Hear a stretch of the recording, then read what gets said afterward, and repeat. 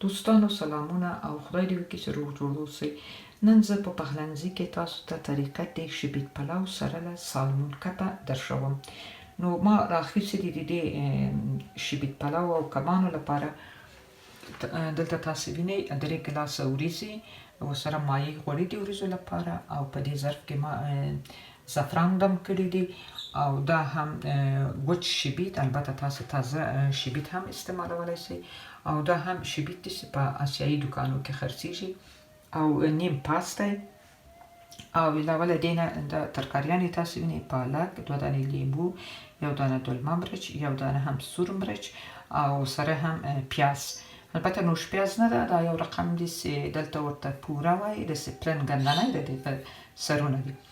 او کبان هم نیم کیلو د 500 ګرامه دي کبان. او کبان چې د کوچو کې پخوم، نو ځکه مې دې لپاره کوچ راواخیستل، مایع کوچ دي. او مساله هم د کبانو لپاره چې ده کورکمن دي، تور مرچ ده، او دا هم یو مساله ده چې کبان پې خوندور کېږي، چې دا وږه لري او زنجفیل لري، پیاز لري، وچ دلمه مرچ لري، او تور مرچ لري. نو تاسو تر پایه راسره اوسئ، دا د نن ورځې پخلی وګورئ، ډېر اسانه او خوندورې ښایسته ورځې دي. دلته مې اوس اوبه ایښي دي، نو چې دا اوبه وایشي بیا به وریځې پکې اچوم او وریځې به صافوم. وریځو ته صرف مالګه ور اچوم، چون هلته چې مې خشتې کړي دي، 1 ساعت مخکې مې خشتې کړي دي، هغه ته مې مالګه ور اچولې، نو مالګه باید ډېره ور وانه اچوم.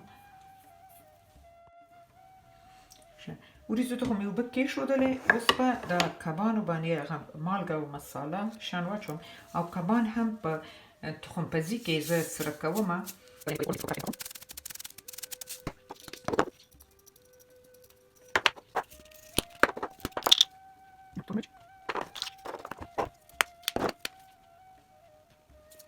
لیمو راواخلم، لیمو به هم پې ور واچوم.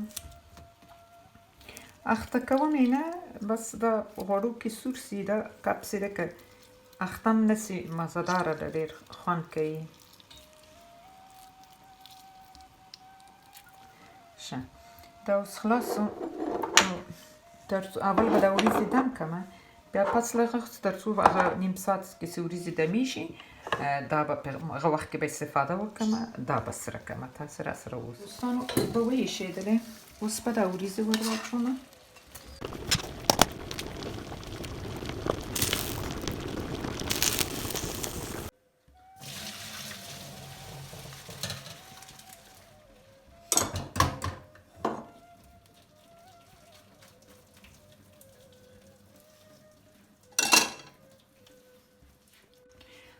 لیدونکو وګورئ، په دې کې هېڅ وریځه نشته که نه، وریځې مې ټوله هغه کړې، صافې کړې. اوس به دلته لږ څه غوړي واچوم، دا بس ده.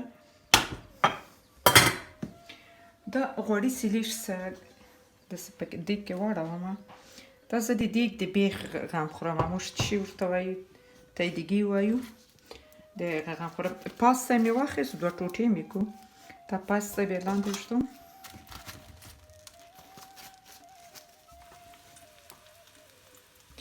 دا پاستا خو تاسو وینئ، د لاندې مې غوړي واچول، دا اوس کوم څه لږ څه دا هغسې کلک سي، بیا پس هغه به وریځې اچوم. اوس تاسې دلته خو مې زعفران هغه کړی و، دم کړی و، دلته به اوس زه لږ څه وریځې بېلې کړم.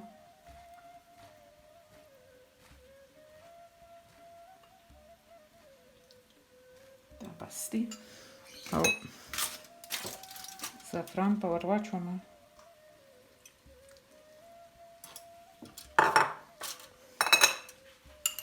زعفران مې چینایي دکان نه اخیستی دی، نه پوهېږم پې لیکلي نه و چې دا د ایران دی، د دې بل جدي د افغانستان زعفران داسې نه ول، ما یو وار یې درلودل، ډېر ښه رنګ یې درلود، فکر کوم دا به ایراني. دا زعفران مې دې کې واچول، دا به اوس په دې کې اچوم، چې له وریځو سره یې ګډ نه دموم، چې ټوله وریځې پرې رنګه نه سي، زیړ رنګ نه سي.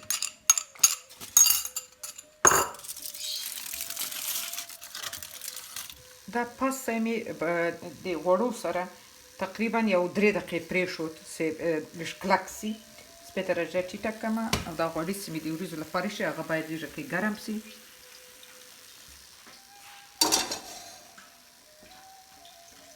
ښه اوس به نو وریځې ور واچوم د دې په سر باندې.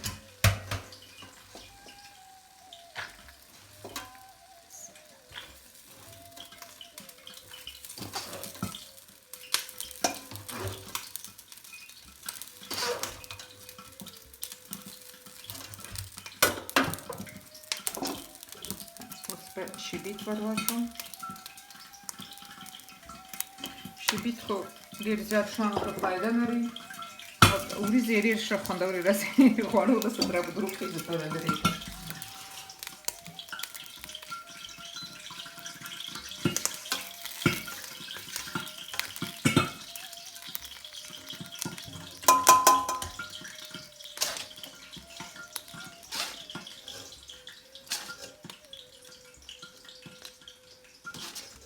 یو وخت مې اورېدلي ول افغانستان کې وایي چې شوله پخوي تازه شیبیت ور اچوي خو پلاو ته یې نه ور اچوي. اما د پلاو کې هم ډېر خوند کوي خصوصا چې تازه یې لا ښه دی. د دې هم ښه یا بوی یې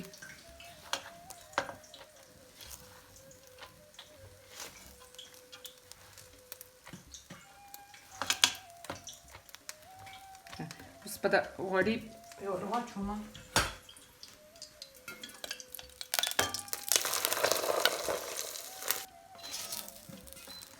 فکر کوم لږ څه وچ شیبیت به لږ نور هم ور واچوم چې لږ څه ډېر شنې سي.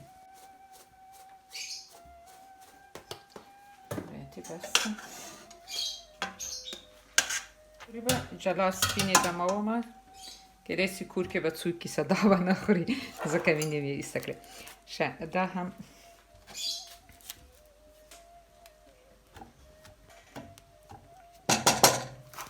کې به داسې وریځې ورسره کېږدم. او لیدونکو کمپان مې دلته ما قطعا اوبه د وریځو ته ور وانه اچولې او دانه مې داسې کړه چې ښه په داسې په لاس باندې داسې متېدله ښه نرمه شوله. نو زه دې باندې کالی نه اچوم یو ټوټه یعنې نه پرې اچوم. دغه پلاستیکونه نه دي دا رقمي. په دې غواړم چې سر یې پټ کړمه چې په دې خپله د خوله وکړي او هغه خوله کې چې ده د خپله یعنی اوبه خپله له دې وریځو وباسي بیا هغه ډېر ښه راځي. اوبه نه غواړي. البته که خوښه یې تاسو بیا نو کالی که پرې اچوئ نو فکر کوم دانه یې باید څه ده او اوبه ور اچوئ نو باید دانه یې یو څه ښخه وي. خو د ما دانه مې ورته نرمه کړې ده.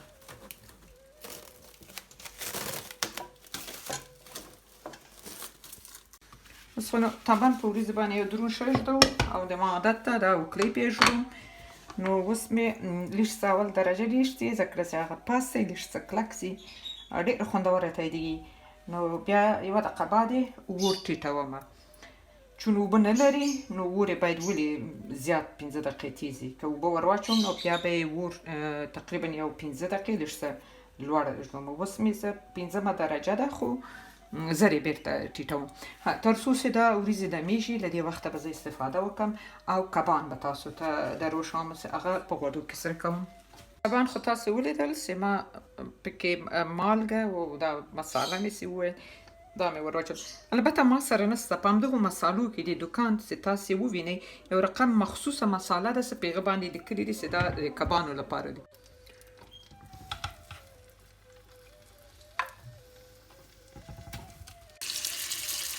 د شیبیت پلاو ته چې ده ماهي چې ده د کپ باید تازه وي او تازه ماهي چې ورسره پخوو د هغه کپ منځ چې ده باید هغه کړو د سبزیانو ډک وي. مخصوص بعضې سبزیانې دي نو کوم وار بیا پخوو بیا به هغه طریقه زه تاسو ته دروښیم.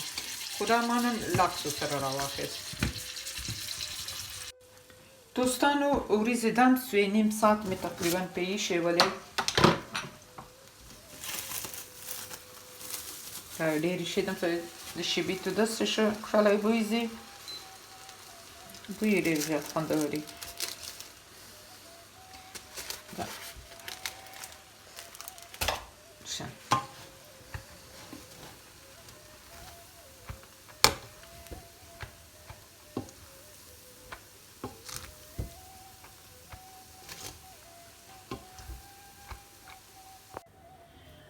لیدونکو دا د پخلی خلاص سو.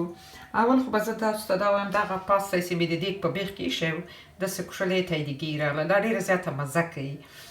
دا هم تایدګي اوس ګوره د دیګ بیخ هېڅ یوه وریځه هم ضایع نه سوله او دا تایدګي هم خوندوره. او دا مې هم ورسره سلاد جوړ کړو چې پالک او بعضې شیان چې ما تاسو ته وویل، او دا هم کبان او دا هم وریځې چې یو څه مې په زعفران ورسره کړی یو څه هم شبید. نو خدای دې کړي چې تاسو د ما د نن ورځ پخلی خوښ شوی او بیا یې پاخه کړئ او بیا یې عکسونه راولېږئ، لکه بعضو دوستانو چې بعضې شیان پاخه کړي دي او عکسونه یې رالېږلي دي. ډېره مننه، خدای پامان.